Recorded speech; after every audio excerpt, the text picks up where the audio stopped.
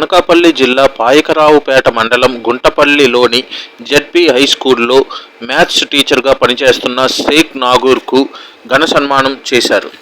విద్యా వికాస్ ఫౌండేషన్ ఆధ్వర్యంలో విశాఖపట్నంలోని బుల్లయ్య కళాశాలలో నిర్వహించిన కార్యక్రమంలో మ్యాథ్స్ టీచర్ షేక్ నాగూర్ మాస్టర్కు ఘనంగా సన్మానించారు. పాయకరావుపేట మండలం, అనకాపల్లి జిల్లా పాయకరావుపేట మండలం గుంటపల్లి హైస్కూల్లో స్కూల్ అసిస్టెంట్ మ్యాథమెటిక్స్గా పనిచేస్తున్నాను.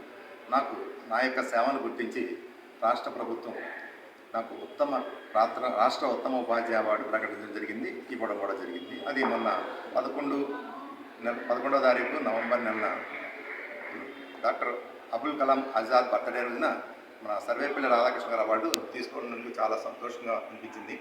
ఈ అవార్డు తీసుకోవడానికి నా యొక్క ఉపాధ్యాయులు, అదే నా తోటి ఉపాధ్యాయులు, నా ప్రధాన ఉపాధ్యాయులే ముఖ్య కారణము. అలాగే నా వెన్నుండి నన్ను ముందుకు నడిపినటువంటి నా స్నేహితులు చాలామంది ఉన్నారండి.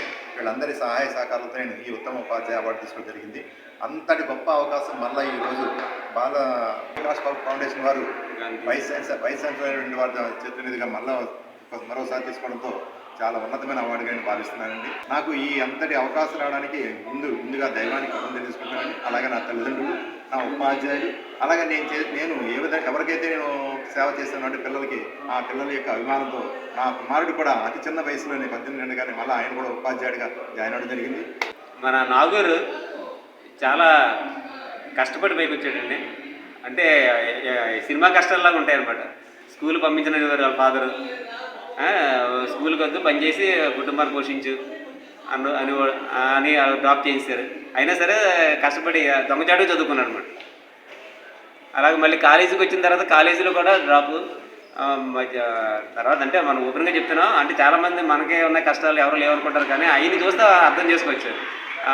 మధ్యాహ్నం భోజనం లేకుండా చదువుకోవడం, రాత్రి 10th క్లాస్ టీచర్ ప్రసన్నరావు గారు పెట్టింది ఉంటే తినడం, లేదంటే పొద్దున్న లేచి మళ్ళీ మామూలుగా స్కూల్కి వెళ్ళడం. ఇష్టి మా అందరికీ ఆయనకంటే హడలు అనమాట. అలాంటి ఈ అబ్బాయి టాలెంట్ని చూసి, ఈయన ఆర్థిక పరిస్థితిని చూసి ఈయన పోషించాడంటే ఇతను ఒక రోల్ మోడల్, రియల్ హీరో అనమాట. పిల్లల్ని స్కూల్ స్ట్రెంత్ని 170 తేవడం అంటే నిజంగా మాటలు కాదు.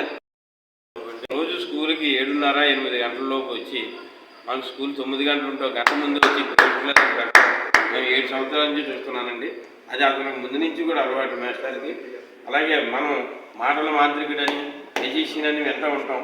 ఈయన గణితంలో మరి మ్యాథ్స్లో మాంత్రికుడని.